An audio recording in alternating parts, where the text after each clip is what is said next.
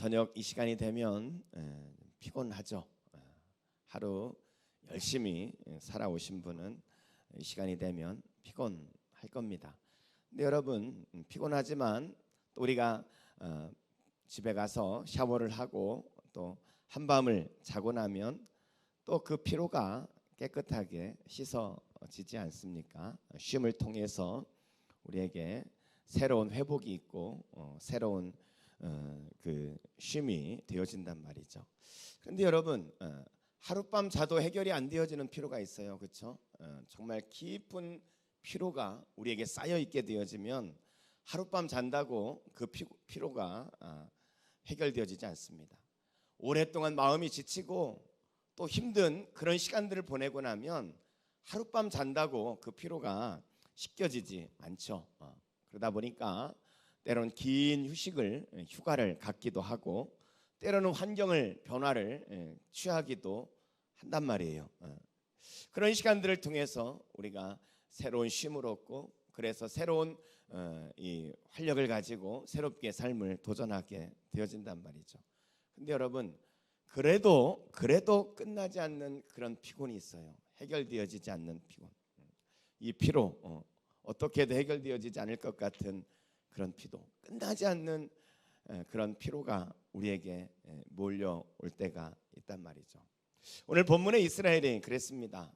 이 이사야 선지자가 쓴 이 이사야서는 예수님이 오시기 전 700년 전에 기록되어졌습니다. 700년 전에. 이 이사야서는 사실은 긴 산문처럼 기록되어져 있지만 시다 이렇게 말할 수 있어요. 근데 이 시의 주제는 뭐냐?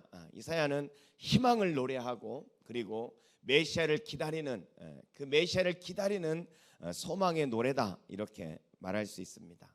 희망이 있다는 거예요. 기다리면 회복이 있다는 것입니다. 그런데 여러분, 다르게 역으로 생각하면 희망이 있고 기다리면 회복이 있다는 말은 지금 삶이 어떻다는 거예요. 지금 삶이 피곤하고 소망이 없어 보이고 도무지 앞길을 알 수 없을 것 같은 그런 상황에 놓여 있다는 거죠. 그래서 그들을 향해서 우리에겐 희망이 있다. 우리에게 다시 기다린다면 회복이 있을 것이다. 이렇게 이야기하고 있는 겁니다. 아닌 게 아니라 당시 이 이스라엘의 상황은 참으로 암담하고 어두웠던 그런 시대를 살았습니다. 이 북왕국 이스라엘은 이미 아수르에 의해서 지금 멸망을 했고요. 이제 그 아수르의 산헤립이 계속해서 이 남유다를 침공하고 있습니다. 풍전등화와 같은 그런 상황. 언제 이 나라가 망할지 예측할 수 없는 정말 풍전등화와 같은 그런 상황이에요. 그런데 더 우울하고 더 암울한 것은 뭐냐면 지금 저 아수르를 이어서 신흥 바벨론이 지금 일어나고 있다는 거예요. 이 바벨론이 정말 다시 힘을 얻게 되어진다면 이 남유다는 더 이상 소망이 보이지 않는 멸망할 수밖에 없는 정말 이리 치이고 저리 치이고 온 나라가 다 피곤한 그런 상황이란 말이죠. 그래서 오늘 말씀 27절에 보면은 세 번역으로 제가 좀 읽어드릴게요. 27절에 보면 이렇게 말씀합니다. 야곱아, 네가 어찌하여 불평하며 이스라엘아, 네가 어찌하여 불만을 토로하느냐. 이 말은 뭐예요? 지금 이스라엘 백성들 가운데 불평이 있고 불만이 있다는 거예요. 언제까지 우리 민족이 이렇게 고난 가운데 있어야 되는가? 언제까지 이 상황이 끝나지 않고 이렇게 계속되어질 건가? 불평이 있고 지금 원망이 있는 거예요. 어찌하여 주께서는 나의 사정을 모르시고 하나님께서는 나의 정당한 권리를 지켜주시지 않느냐 하느냐. 무슨 말이에요? 주님께서 내 사정을 왜 이렇게 몰라주시는 거예요? 하나님, 우리가 이렇게 힘든데 왜 아무런 말씀도 하지 않고 하나님께서 왜 침묵만 하고 계신가? 정당한 권리, 내가 마땅히 누려야 할 그런 삶의 모습들도 하나님 왜 지켜주시지 않지? 지금 이스라엘 백성들이 그렇게 지금 하나님 앞에 원망도 하고 하나님 앞에 울부짖으면서 그렇게 이야기를 하고 있다는 거예요. 여러분, 소망이 보이지 않고 하나님께서 침묵하시고 마땅히 누려야 할 그런 정당한 것도 하나님께서는 우리에게 보장해 주시지 않는 이러한 이스라엘의 이 지금의 상황이 어쩌면 오늘 우리의 상황이 아닌가 이런 생각을 하게 되어집니다. 며칠 전 문득 이런 생각이 들었어요. 코로나가 처음 시작이 되어졌을 때 우리가 정말 어떻게 이 코로나 상황을 대처해야 되는가, 참 많은 시간 괴로워하면서 제가 기도하고 하나님 이 상황에서 어떻게 해야 됩니까? 그러면서 하나님 앞에 기도하며 하나님이 은혜 주시고 지혜를 주셔가지고 나름 여기까지 왔어요. 교회가 이렇게 왔단 말이에요. 그런데 이 매스컴을 통해서 들려지는 전문가들이 하는 말이 뭐냐면 이것이 쉽게 그렇게 끝날 것 같지 않다는 거예요. 내년 초에는 끝나겠지 이렇게 이야기하더니 내년 중반까지, 여름까지는 갈 것이다 말하더니 이제는 내년 후반까지, 이제는 아예 내년이 지나도 안 될 수도 있다, 뭐 이런 이야기가 나오니까, 그렇지 않아도 이제 이 기간이 벌써 한 8개월, 10개월 이렇게 되어 가니까 그렇지 않아도 지쳐가는데, 이게 이렇게 끝나는 게 아니라 앞으로 더 긴 시간을 또 이렇게 가야 된다고 생각하니까 마음이 지치고 피로감이 느껴지고, 이것을 어떻게 이 앞으로의 시간을 이겨나갈 것인가. 사실 목사로서 굉장히 참 답답하기도 하고 믿음이 생기면서도 막 이렇게 막 절망적인 그런 생각이 들기도 하는 거예요. 이런 상황에 피로감이 쌓이는데 어떻게 새롭게 힘을 낼 수 있을까? 하나님 앞에 지혜를 구합니다. 그런가 하면 또 우리 앞에 이 코로나가 끝난 이후에는 또 어떻게 될 것인가? 코로나 끝난 이후에 정말 코로나가 지나가면 엄청난 세상의 변화가 일어난다고 하는데, 그 변화에 대해서 우리는 어떻게 적응할 것인가? 교회는 과연 어떻게 적응해야 되지? 목회는 그 상황에서 어떻게 해야 되지? 끊임없는 이 질문들이, 또 믿음 없을 때는 염려와 걱정들이 제 마음 가운데 그렇게 자리를 잡고 저를 괴롭히는 거예요. 여러분, 그것이 그냥 저 혼자만의 그런 생각은 아니리라고 생각됩니다. 아마 우리 모두가 다 그런 상황 속에 처해 있을 거예요. 오늘 이스라엘 백성들이 이야기하는 것처럼 하나님의 불평이 되어지고 하나님 앞에 막 불만을 토로하고, 왜 하나님께서는 내 사정을 몰라주시나, 왜 정당히 누려야 할 그것도 하나님은 내게 왜 허락하시지 않나, 막 그러면서 이스라엘 백성들과 같은 그런 마음들이 우리에게 있지 않습니까? 그런데요, 제가 이 말씀을 묵상하면서 제 마음 가운데 참 깜짝 놀랄 일이 하나 있었어요. 이게 뭐냐면, 이 이사야 선지자가 한 이 말씀은 위로의 노래고 희망의 노래고 소망의 노래인데, 그런 하나님께서 오늘 27절 말씀 가운데 그 말씀을 보니까 하나님이 우리에게 이 말씀이 책망하고 있는 말씀이더라는 거예요. 다시 27절을 볼까요? 27절을 다시 보면은, 야곱아 네가 어찌하여 불평하냐? 왜 불평하고 있냐? 이 말이에요. 상황이 힘들고 어려운 건 분명하지만 왜 불평하고 있냐? 네가 어찌하여 불만을 지금 토로하고 있냐? 왜 네 사정을 모른다고 그렇게 하나님 앞에 얘기하냐? 막 지금 하나님이 너 왜 그렇게 믿음 없이 그렇게 하고 있냐? 막 책망을 하시는 거예요. 저는 여러분들에게 오늘 주님의 책망이 우리 모두에게 들려질 수 있기를 주의 이름으로 축복합니다. 하나님의 책망이, 왜 염려하니? 왜 걱정하니? 왜 하나님이 침묵하신다고 생각하니? 하나님의 그 책망이 오늘 우리에게 들려졌으면 좋겠어요. 여러분, 계속해서 28절 말씀을 볼까요? 이렇게 말씀합니다. 28절에 보니까 너는 알지 못하느냐? 듣지 못했냐? 하나님이 하시는 말씀이에요. 넌 알지 못하냐? 듣지 못했냐? 너 하나님 모르니? 하나님이 어떠하셨는지, 하나님이 어떻게 행하셨는지, 우리에게 어떤 은혜를 베풀어 주셨는지 너 그거 모르니? 너 그거 못 들었어? 하나님이 지금 우리에게 그렇게 책망하고 있다는 거예요. 여러분, 가만히 보면 신앙이라는 것은요, 아는 것과 진짜 믿는 것은 다른 것 같아요. 그렇죠? 제가 몇 번을 뭐 그런 예로 들어 얘기했지만, 극장에서 영화를 보고 있는데 앞에 한 사람이 나타나가지고 불이야 하고 소리를 친단 말이에요. 여러분, 불났구나, 그것을 불이야 하는 소리를 듣고 믿는 사람은 어떻게 하겠습니까? 빨리 핸드백 들고 빨리 극장 밖으로 뛰어나가는 거예요. 그렇죠? 믿는 사람은 행동을 하게 돼 있어요. 믿는 사람.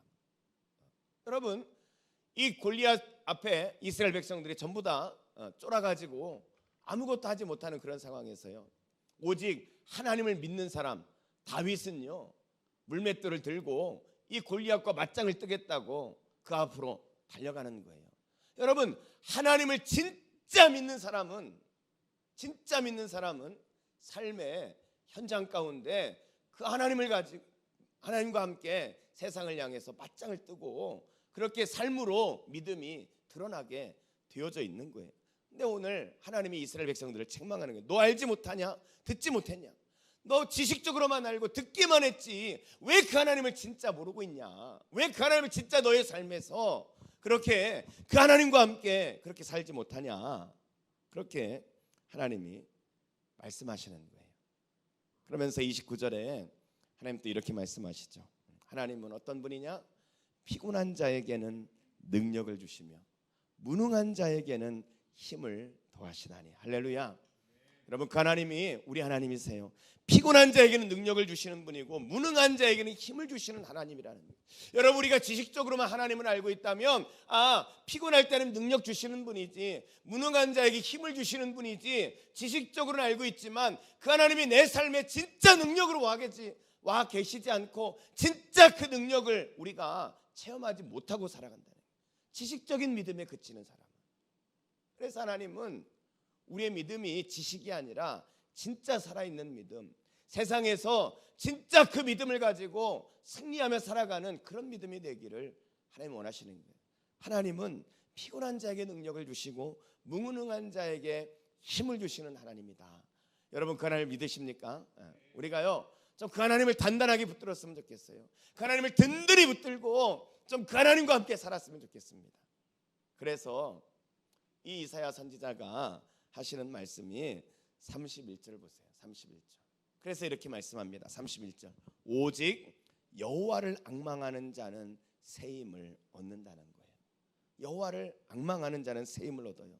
독수리가 날개치며 올라감 같을 것이요 다른 박지라 해도 곤비하지 아니하겠고 걸어가도 피곤하지 아니하리로다. 어떤 사람에게요? 여호와를 앙망하는 사람.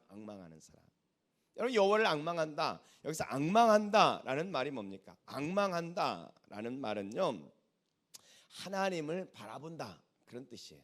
하나님을 바라본다. 내 삶의 자리에서 그 하나님이 나와 전혀 상관없이 그렇게 살아가는 존재가 아니라 내 삶의 현실에서 하나님을 바라보며 사는 것. 이것을 종교개혁자들은 코람데오라 그랬죠. 하나님 앞에서 산다는 것. 하나님과 내가 분리되어져 있는 지식적인 그런 믿음이 아니라 그 하나님은 내 삶에 진짜 인격적인 존재로 같이 하면서 그 하나님과 함께 살아가는 것, 그 하나님을 바라보면서 살아가는 것, 그것이 앙망하며 사는 거예요. 여러분, 오늘 여러분 하나님을 앙망하시면서 사셨어요? 여러분, 얼마나 하나님을 오늘 바라보면서 하나님을 생각하면서 하나님과 함께 살았습니까? 여러분, 식사하실 때 하나님이 생각났어요? 여러분이 오늘 하루하루 살아가면서 얼마나 하나님이 생각이 났어요? 여호와를 앙망하는 자에게 하나님이 피곤치 않고 독수리가 날개쳐 오른 것과 같이 그렇게 솟아나는 힘을 가지고 살게 하신다는 거예요. 여러분, 우리는요 하나님을 바라보며 살아야 돼요. 하나님을 바라본다는 것은 하나님을 신뢰하는 것입니다. 지금 우리의 상황이 여전히 변화되어지는 게 없어요. 아까 말씀드린 것처럼 이 코로나가 사태가 벌어져가지고 여기에 적응하느라 급급했는데 이제 적응하나 싶었더니 이것이 내년 하반기까지 간다고 그러죠. 끝이 보이지 않는 이런 상황에 있지만 그럼에도 불구하고 그 하나님을 신뢰하는 것, 이게 앙망이라는 거예요. 하나님을 끝까지 하나님을 신뢰하는 겁니다. 끝까지. 유대인들이 가장 이 뜻깊게 지키는 절기 명절은 유월절입니다. 유월절. 이스라엘 백성 사람들은, 이 유대인들은 지금 이 유월절을 지킬 때 그들 가운데 많이 부르는 찬양 노래가 있어요. 그 노래 제목이 뭐냐면 아니마민이라는 노래. 아니마민. 이 무슨 뜻이냐면 나는 믿는다 그런 뜻입니다. 나는 믿는다. 유월절 잔치를 위해서 가족들이 이제 명절이 되니까 다 모인단 말이죠. 그때 이들이 이 노래를 부르는 거예요. 근데 이 노래는 이렇게 시작을 합니다. 우리는 구세주가 오시리라는 사실을 알고 있다. 그러나 그는 조금 늦게 오신다. 좀 이상하죠? 이상하지만 이렇게 시작해요. 이 노래가 구세주가 오시리라는 사실을 알고 있다. 그러나 그는 조금 늦게 오신다. 사실 이 노래가 이상한 가사처럼 이렇게 보여지는데 이렇게 시작하는 이유가 있어요. 왜냐하면 이 노래가 어디에서 만들어진 거냐면 나치 수용소에서 만들어진 노래이기 때문입니다. 이 독일에 의해서 많은 유대인들이 잡혀가지고 엄청난 이 고난을 당하고 가스실에 끌려가 죽기도 하고 그런 비참하게 그 생을 마감하는 일들이 벌어지지 않습니까? 이런 상황 속에서 그들이 노래를 불렀어요. 뭐라고 불렀냐면 구세주가 분명히 오실 것이다. 우리를 구원해 주시러 오실 것이다.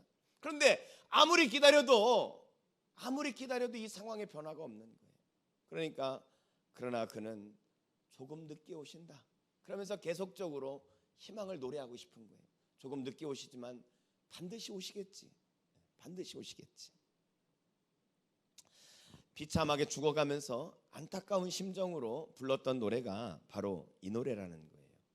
그런데 이 수용소 안에 한 젊은 이 유대인 이 외과 의사 한 사람이 있었는데 그 사람이 어느 날 이 노동을 하러 가다가 유리 조각 하나를 발견하게 되었습니다. 유리 조각 하나를 발견했어요.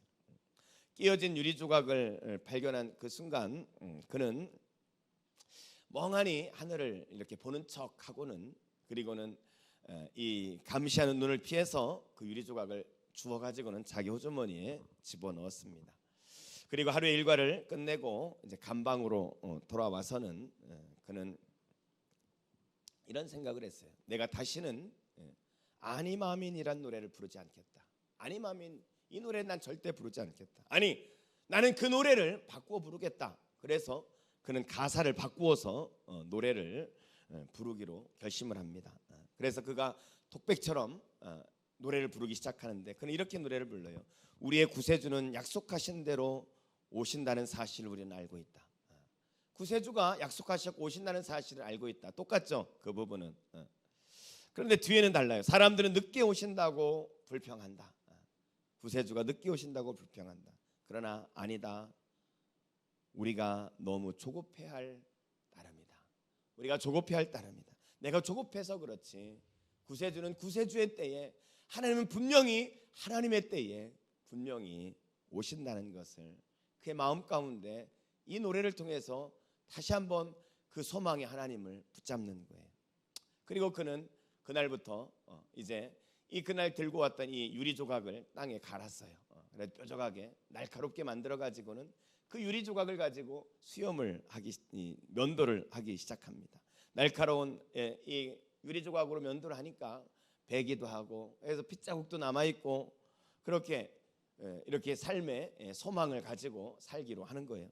여러분 이 나치 이 간수들이 와가지고는 이제 오늘 이 가스실로 데려갈 사람들을 이제 찾는 거예요. 이렇게 그 중에 이제 제일 무기력해 보이는 사람 그런 사람을 먼저 데려가는 거거든요. 근데 이 젊은 외과 의사는 어떻습니까? 시퍼렇게 면도를 해가지고 삶의 의욕이 막 가득 차 있으니까 이 간수들이 그 사람은 데려갈 생각을 안 하는 거예요. 그러면서 그럼 몇 번씩이나 죽음의 고비를 그렇게 넘기게 되어져요. 그리고 그는 시간이 나는 대로 이 수용소 안에 있는 휴지에다가 이 자신의 비망록을 적어가기 시작합니다. 자기의 생각과 그날의 일과들을 적어가는 거예요. 마침내 그는 극적으로 이 나치 수용소에서 살아남아서 생존자 가운데 한 사람이 되어집니다. 그리고 그가 수용소에 나왔을 때 그가 휴지 조각에 썼던 이 자신의 그런 생각 그런 일들에 대하여 그것을 책으로 엮었어요. 책으로. 그래서 그것을 이제 내놓으면서 그것이 심리학자 사이에 이 교과서와 같은 그런 책이 되어집니다. 이 수용소라는 극적인 상황 속에 사람들의 심리적인 묘사들이 심리학자들의 교과서와 같은 그런 책이 되어진단 말이에요. 그는 그 비망록 속에 이런 글을 써넣기도 했다 그래요. 고통 속에서 죽음을 택하는 것은 가장 쉽고 가장 나태한 방법이다. 죽음은 그렇게 서두를 것이 못 된다. 죽음 앞에서 살아보려는 부활의 의지, 이것이 새로운 창조다. 죽음 앞에서 살아보려는 부활의 의지. 하나님은 반드시 하나님의 때 오시기 때문에 그 하나님을 붙들고 다시 살아보려는 그 의지, 그것이 새로운 삶을 창조한다는 것입니다. 그는 전쟁이 끝나고 이제 자유로운 몸이 되어졌다 그랬죠. 그리고 자기의 고향인 이 스웨덴으로 가서 병원을 개업합니다. 병원을 개업하고 그리고 해마다 6월절이 되면 가족과 친척들을 불러놓고 같이 6월절 잔치를 하면서 아니마 아민이란 노래에 개사한 것을 그들의 가족은 노래를 불렀다 그래요. 우리의 구세주는 약속대로 오실 것을 우리는 알고 있다. 사람들은 그가 조금 늦게 오신다고 불평하고 있지만 그러나 아니다. 우리가 너무 서두르고 있을 따릅니다. 우리가 너무 조급하고 너무 급하기 때문에 사람들은 기도가 응답되지 않는다고, 이 고난의 시간들이 빨리 지나지 않는다고, 이것이 너무나 길어진다고 하나님 앞에 불평을 할 수 있습니다. 하나님께서 내 삶을 왜 도와주시지 않는가? 그러면서 푸념을 늘어놓을 수도 있어요. 너무 더디 오신다고 결론을 내리고 낙심하고 지치는 그런 우리의 모습을 보게 되어집니다. 그러나 사랑하는 성도 여러분, 우리가 오늘 이 외과 의사처럼 그렇게 노래를 불렀으면 좋겠어요. 여러분, 다만 우리가 서두르고 있을 뿐이에요. 하나님은요, 하나님의 때에 여전히 하나님의 일을 행해 가시고 있다는 것을 믿으시기 바랍니다. 하나님께서 내 삶을 간섭하시고 하나님께서 내 삶 가운데 역사하셔서 하나님은 이 일 속에서도 여전히 하나님의 영광을 드러내가고 계시다는 거예요. 우리가 포기하지만 않는다면, 저는 이 말씀을 묵상하면서 특별히 제 마음 가운데 아주 가슴에 탁 꽂혔던 한 단어가 있어요. 뭐냐면 27절에 보면 어찌하여라는 단어입니다. 어찌하여. 야곱아 네가 어찌하여 불평하며 이스라엘아 네가 어찌하여 불만을 토로하느냐. 어찌하여. 사실 저를 향한 책망처럼 들렸어요. 어찌하여. 네가 하나님을 모르니? 네가 그동안 경험했던 하나님의 그 은혜가 그렇게 풍성하게 너 안에 거함에도 불구하고 어찌하여 낙심하니? 하나님 그렇게 책망하는 것 같았어요. 어찌하여. 그러면서 제 마음 가운데 생각이 난 찬양이 있었어요. 내 영혼아 어찌하여 낭망하느냐. 이 찬양은 시편 42편 11절에 있는 가사였더라고요. 제가 이제 성경을 막 찾아보니까 그 시편 42편 1절에 보니까 이렇게 돼 있습니다. 내 영혼아 내가 어찌하여 낙심하며 어찌하여 내 속에서 불안해하는가. 너는 하나님께 소망을 두라. 나는 그가 나타나 도우심으로 말미암아 내 하나님을 여전히 찬송하리로다.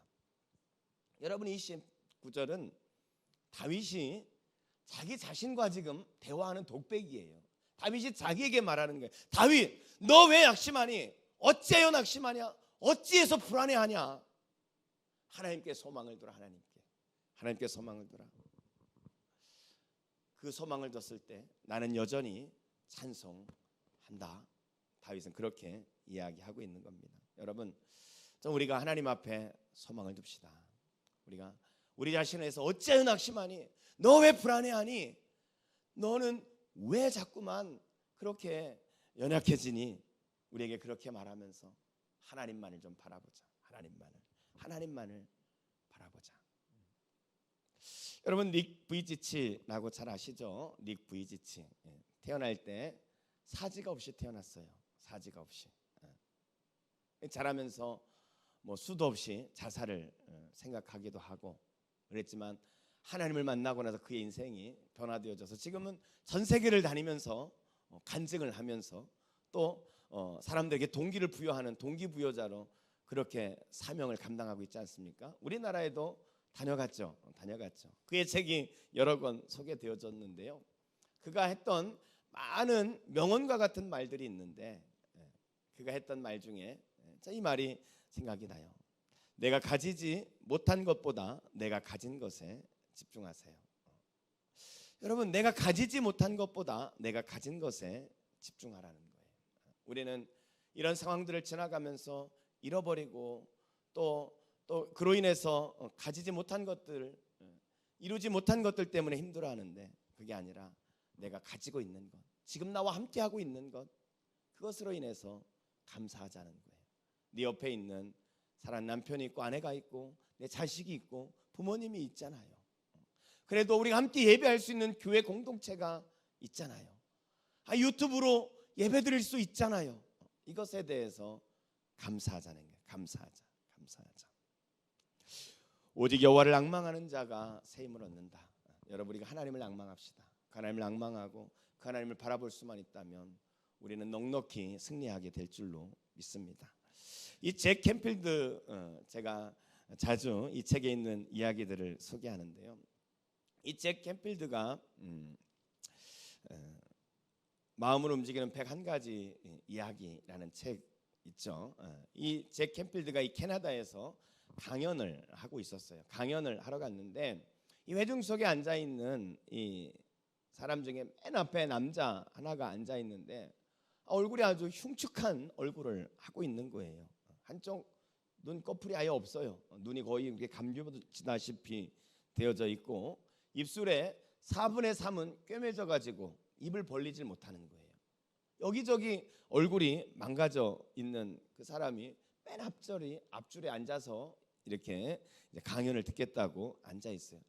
강연을 하는 내내 저 사람의 사연이 뭘까 궁금한 거예요. 강연이 끝나고 나서 그 사람이 이제 걸어 나오면서 같이 이야기를 하게 되어지는데 참으로 안타까운 사연이 있었어요. 10여 년 전에 이제 그 연인과 함께 그 사랑하는 여인과 함께 이제 주말에 이제 놀러 가게 됐어요. 산속에서 이렇게 지내는데 산속에 있는데 갑자기 큰 곰이 나타난 거예요. 큰 곰이. 그래가지고 이 여인이 자기 여자친구가 거의 뭐 이제 곰 앞에 죽을 지경이 된 거예요. 근데 이 상황에서 이 남자 이름이 말콤인데 이 말콤이 여인을 구하기 위해서 여자친구를 구하기 위해서 그 큰 곰과 맞짱을 뜬 거예요. 이렇게. 그러면서 힘을 다해서 막 여자친구를 구출하고 곰하고 막 사투를 벌이는 사이에 이 여자는 이제 거기에서 이제 그 겨우 구하게 되어졌는데 온 몸이 그냥 엉망진창이 되도록 그렇게 엄청난 상처를 입게 되어진 겁니다. 이 엄청난 곰하고 싸웠으니 목숨을 건진 게 다행이었죠. 무려 8년 동안 수술을 했어요. 얼굴, 온 몸을 8년 동안 수술을 했는데 이 흉측한 이 흉터를 지울 수가 없는 거예요. 8년 동안 치료를 과정 속에서도 지쳤을 뿐만 아니라 근데 그 치료의 결과가 너무나 흉측한 자기 자신을 보면서 그는 좌절이 되는 겁니다. 삶의 의욕을 잃어버렸어요. 그런데 더 참 마음에 어려운 것이 자기가 그렇게 생명을 바쳐서 목숨을 걸고 구해줬던 여자친구가 없다는 거예요. 자기 옆을 지켜주지 않는다는 거예요. 이 인간적인 배신감이 그를 더 힘들게 만든 겁니다. 좌절감 속에 좌절하는 그 가운데 이 재활센터 옥상에 올라가서 자살을 하려고 죽어야지 하는데 뛰어내리려고 하는 그 순간에 갑자기 뒤에서 그를 붙잡는 사람이 있었어요. 누구였냐면 바로 아버지였습니다. 아버지가 그 아들을 붙잡아 놓고 이렇게 이야기하는 거예요. 아들아, 모든 인간에게는 다 누구나 어디엔가 흉터가 있단다. 그것을 화장품으로 가리고 때로는 미소로 감추고 그렇게 살고 있어서 그렇지 누구에게나 다 흉측한 흉터가 있어.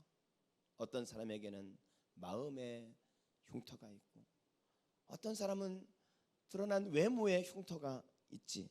누구나 다 흉터가 있어. 너의 마음에 그 흉터가 있는데 너의 마음에 하나님을 품고 하나님을 바라보면서 살 수만 있다면 너는 반드시 다시 일어나게 될 거야.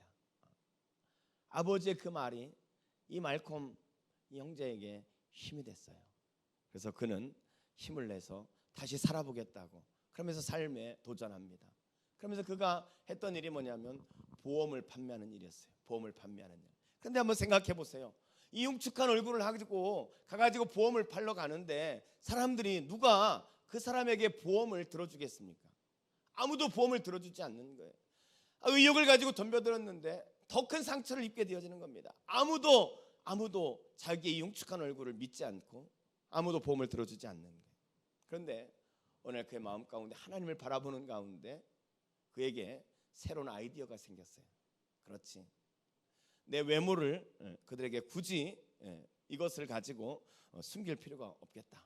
그러면서 그는 사람을 이제 문을 딱 열면 그 사람을 대면하고 제 얼굴이 흉측하지만 제 외모를 보지 말고 내 안에 계신 예수님, 그분을 봤으면 좋겠습니다.